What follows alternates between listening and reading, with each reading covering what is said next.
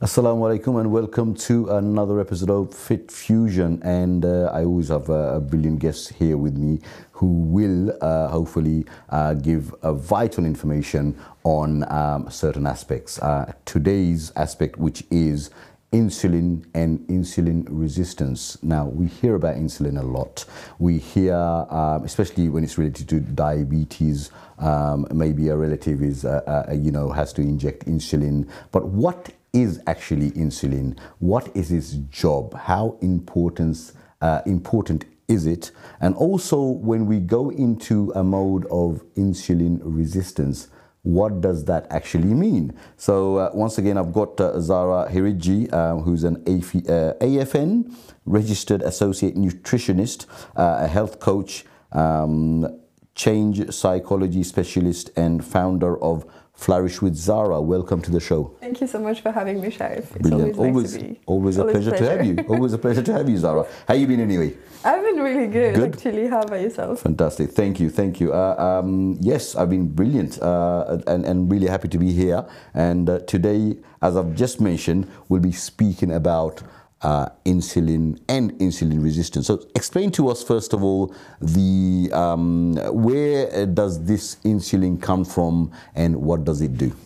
Such a relevant topic nowadays, right? Yeah. Because there's so much diabetes. It's definitely one of the main diseases that people have at the moment, right? So what is insulin in the first place? How does that work? Like, we hear all the time, right? Insulin, we don't want spikes, we want insulin to be slow, we want this and this, we don't want it, we don't even know what it is, so we're just going to go back to the source, right? So let's say tomorrow morning I wake up and I have a piece of bread with, I don't know, tea with like some sugar, let's say. So I'm having this, and it's mostly carbs. We agree that bread is carbs, sugar is carbs, right? It's the same pathway, and maybe there's going to be a bit of milk, which is a bit of protein, but that's also going to trigger insulin. So the things that trigger insulin are going to be carbs plus protein. Fats won't necessarily trigger that insulin response.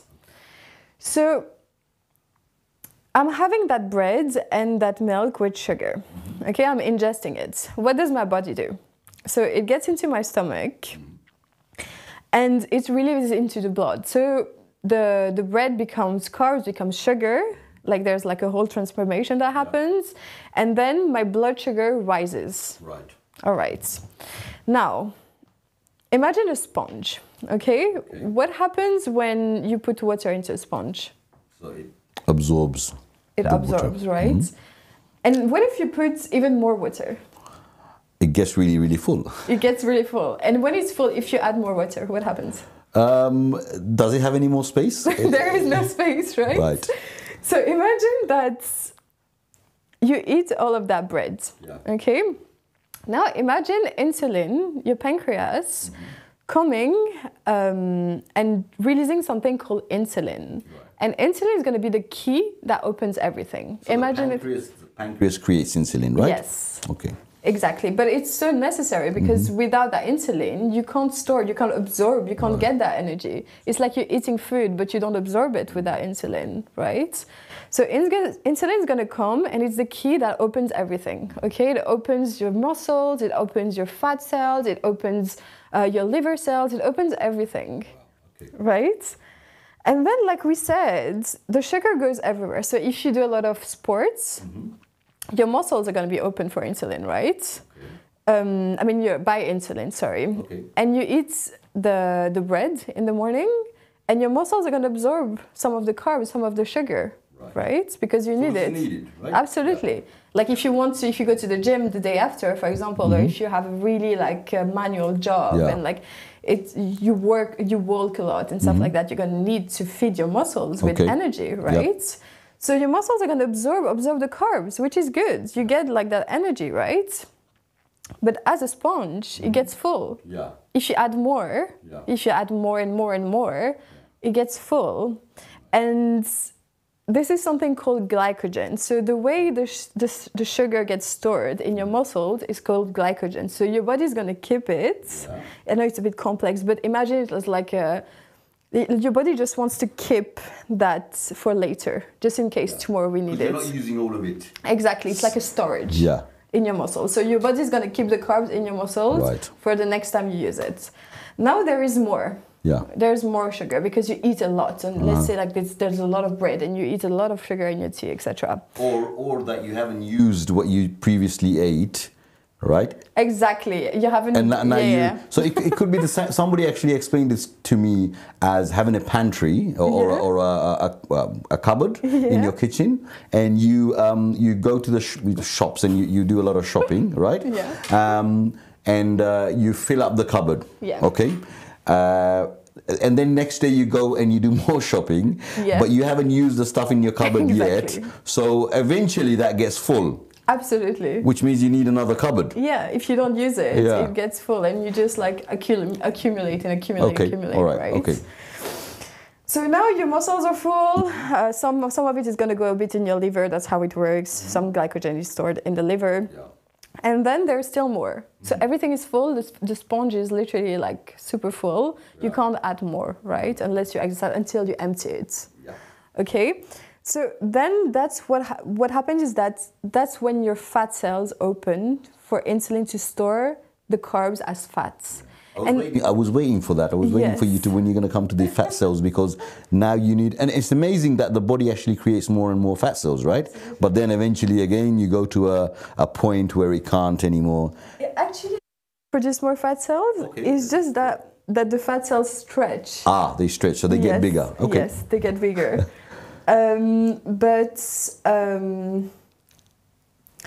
So we're talking about the so you've had the bread and you've had all that stuff. Now you're don't worry, I'll remind you. Okay. So you've had that, and that's like the last resort, right? Like your body stores the fats. And the thing is, if you continuously do this and do this and do this, first of all, like you're gonna gain like fat, of course, or especially like around the belly area, or around like your organs, which is stored. Stored, and you're not using the extra, exactly. And the thing is, we think carbs are so bad and we shouldn't eat carbs. It's not this. It's just, we're gonna talk about it later in the episode, I'm assuming, but it's selecting the right carbs and also portion control, because you need those carbs, right? Like we said, for energy, for like even like every day, even your brain needs carbs. When I was saying muscle, it's also your brain, by the way, like it needs carbs to function. You're gonna notice, by the way, if you sometimes like when you don't have carbs, except if you're in a state of ketosis, that's we're gonna mention in another episode maybe, but like you get those crashes where you can't really focus because your brain needs that energy, needs glucose to function, right? So all that also affects the way you think as well. And then fatigue comes in play and so many things. Okay, all right, let's go back a little bit. And so now that you've had that food where you just mentioned, so the insulin will come out. So insulin is like a protective, what do you call it, like an army for that in your body. Can we explain it that way? That we actually need insulin. We need insulin. It's a key. Like I think the key is the perfect example because it opens basically your cells. You can imagine like insulin coming and be like, you can absorb thanks to me. The cells for those things to be absorbed. Absolutely, right? The carbs. The carbs that you just eat in the white bread or brown bread, whatever. I mean, are we talking about healthy food or unhealthy food? So anything. Any carbs and any protein is gonna trigger that insulin. Like it should trigger that insulin response. Now, the thing is, when you eat that bread and that tea with sugar, the response is going to be a spike. So your body is going to be like, there's a lot of sugar, we need a lot of insulin, right? So we spike so much insulin, right? And what does insulin do with all of that sugar? Because there is so much sugar, there is so much insulin. It's going to absorb everything. Right. And there is nothing, there is a crash. So there is a spike and there is a crash. Right. Okay, so there's a spike and there's a crash, okay. And when the crash happens, there's no sugar in your blood. And you need a normal amount of sugar. So when that happens, when there's no sugar, your brain is going to tell you, go eat sweets, go eat chocolate bar, like, you know, 2 hours after eating, sometimes you crave, like, because you barely ate and you feel like, even at 11 in the morning. That's so true, you know. I mean, I mean, now, what is the reason for that? Because you've just eaten a couple of hours ago. Exactly. But that's because of that, because there's no blood, there's no sugar in your blood, and your body wants that energy. And it's not going to ask you, oh, go eat something that is very slow to really sugar. Go eat something that is so sugar that it spikes again. So we have, because it's an emergency. Yeah. It's an emergency, there's no sugar anymore. All right. Because insulin took everything. We need that sugar in the blood, right? We need which is glucose, right? Yeah, absolutely. So we need that, but we don't want it to be so high. We need a stable amount. That's okay. And we need, basically, when you eat a meal, to not have a crash, but to have a sustained energy. Right. So we don't want like spikes and crashes, So, and right? that depends on what you eat, what kind of carbs you eat. Okay. Absolutely. Right. And not just what kind of carbs you eat, but how you balance your plate in general. Okay. Because now we come back to, let's say, in that first bread and tea, okay? We remove the sugar from the tea. Okay. And we're going to take the breads, we're going to put some eggs on the side for protein and fats. Okay. We're going to put some avocado. Right. And we can have, I don't know, some kind of spinach with the eggs, you know? Okay. Now what's going to happen? Everything is mixed together in your stomach.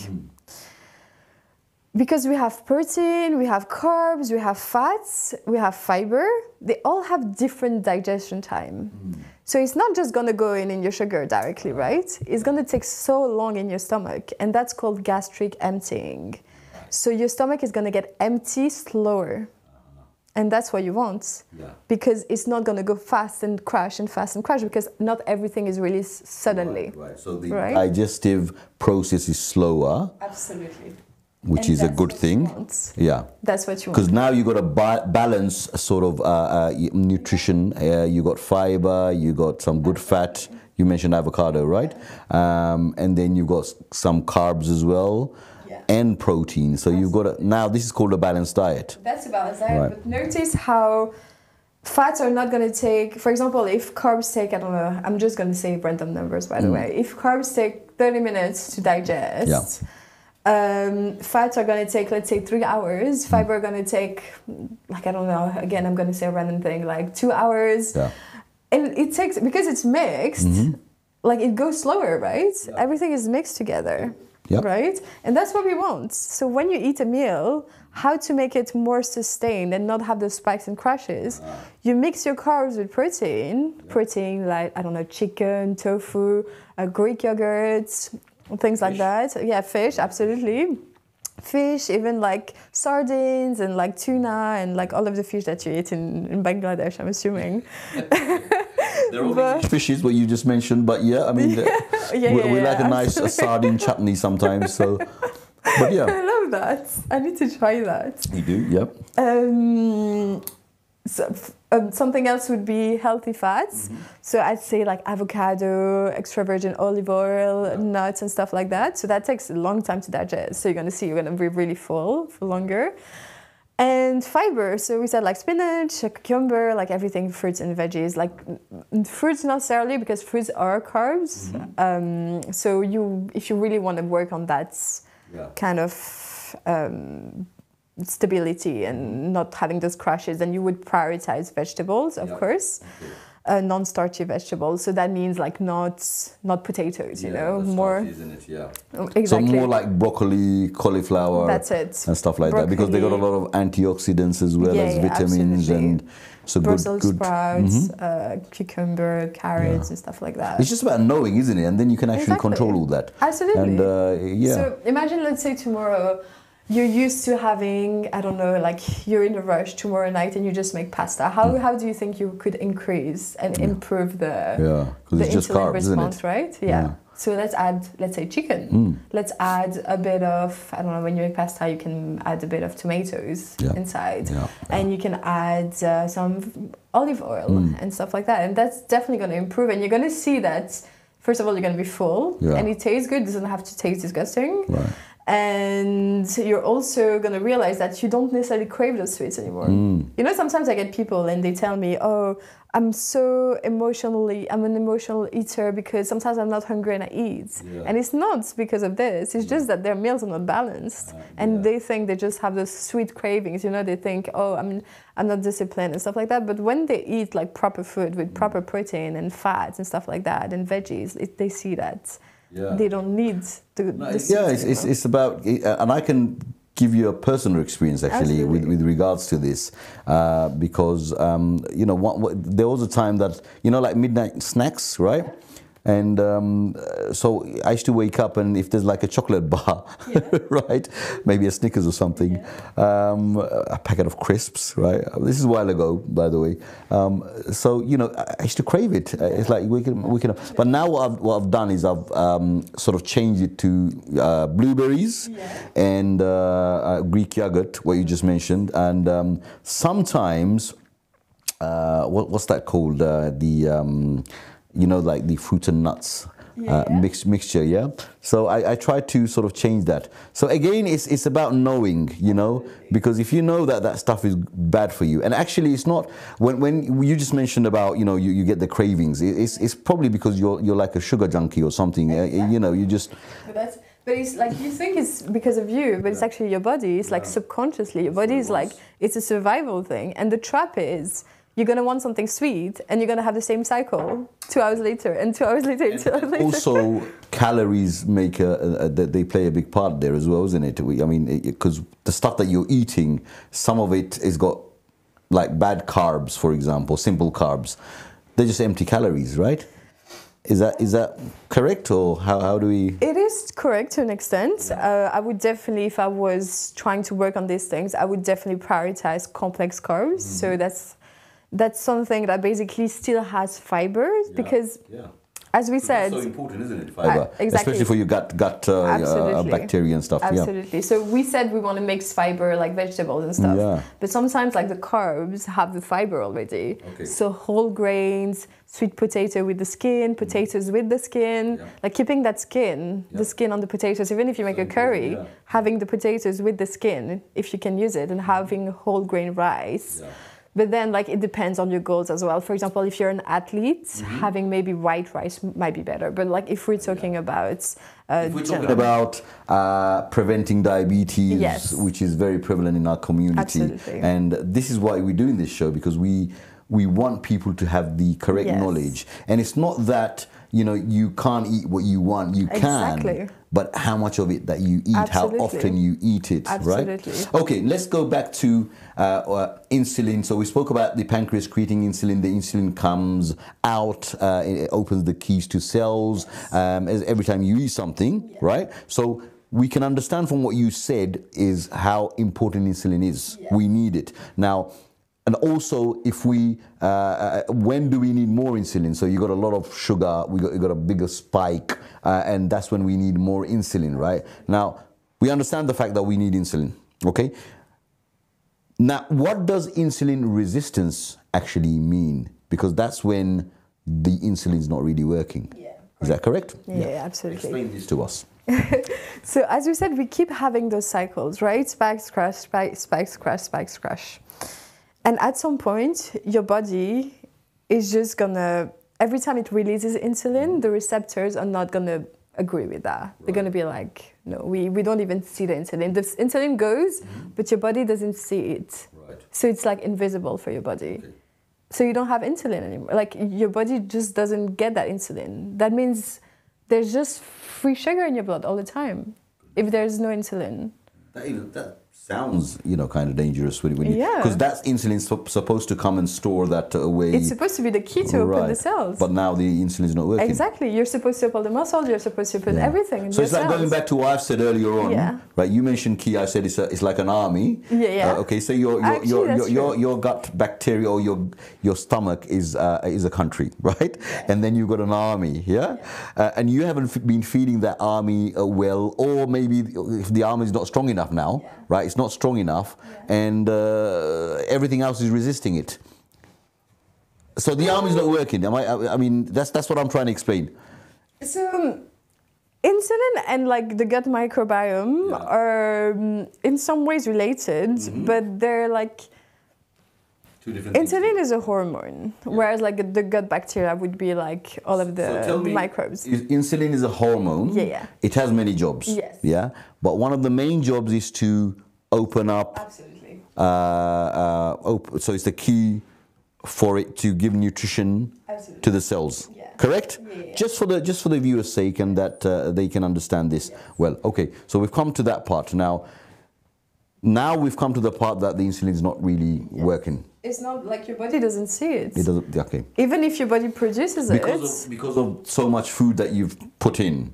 Because that cycle, at some point, like your body just, like the receptors just don't agree with it because you did it for so long. Yeah. And plus, like you've gained fat, and like your body just stop. The receptors just stop seeing that insulin flow. So your body produces insulin because you eat the carbs. Yeah. But the receptors don't take it. So basically, there's all of that sugar. So it can't do its job properly. Exactly. Right. You can't store it, and that's why we do insulin injections. So what happens to all the food now? So so we come to that in a bit about we're putting in more insulin. That's when in the form of injection and stuff like that. But so what happens to all the food that you put in your body now? So that can be like that's when people get diagnosed with diabetes, right? Because like there's like so much sugar that is not used. Yeah. So that's when we inject insulin so that your body can actually use that insulin. Right, okay. Like there's like a whole system so that your body can actually use that instead of like the insulin that doesn't work, then the receptors that don't work, right? So that would be the whole idea behind diabetes. And we want to prevent that. We want to prevent those things from the beginning and like just preventing those spikes, right? With all of the techniques that we mentioned. But something that is important as well is that it's not just via nutrition. So many things matter when it comes to insulin, like sleep. Sleep actually is a huge part of insulin. So when you don't sleep well for one night, during the day, you're going to see you have cravings. You're like, you want to eat more sugar. Have you noticed that? Like you have those cravings, you feel like you want to have more chocolate, you want to have these things because your insulin is not working properly. Something else is stress. So when you're having like this chronic stress where you're so stressed out and stuff, it's so easy to crave sugar as well because insulin is not working properly. And something that can actually help with insulin is going to be exercise because we said the sponge, right? Yeah. You want to empty the muscles. So when you eat carbs, your muscles are so ready to get those carbs. So when you exercise, you can eat more carbs because your muscles are open to more carbs, right? And it's empty now. So yes, I like that. Those would be the main techniques, to be honest, to think about now, especially like if you have a history with your family having like a lot of diabetes, that's very likely to happen to you.